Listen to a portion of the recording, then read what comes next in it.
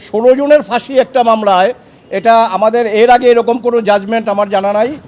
এখানে যেটা হয়েছে সেটা হলো যে 16 জনের মধ্যে আজকে হাইকোর্ট বিভাগ, মাননীয় হাইকোর্ট বিভাগ 2 জনের আপনার ডেথ বহাল রেখেছেন। একজন তো আমরা এই রায় দেশবাসীও জানবেন, এবং আমরা যারা আমার আসামিদের মধ্যে 3 জন একুইটাল হয়েছেন আর একজনের ডেথ বহাল আছে, মানে আপনার শাহাদাত হোসেন শামীর।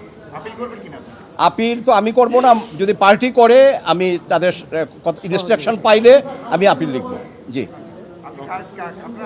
আমার আসামি ছিল হলো শাহাদাত হোসেন শামীম, তারপরে ছিল হলো মাকসুদ কমিশনার, আফসার, মহিউদ্দিন শাকির। রেফারেন্সের যেই বেঞ্চ, সেই বেঞ্চ এইমাত্র রায় ঘোষণা করেছে, এবং এটা কি ছিল কি বলবো, যে হলো ওই মাদ্রাসার প্রিন্সিপাল যিনি, আর আরেকজন হলো শাহাদাত হোসেন শামীম, আর 4 জনের তাদের কনভিকশন বহাল রাখছেন, বাট তাদের সেন্টেন্সটাকে ডেথ থেকে কমিউট করে লাইফে করেছেন।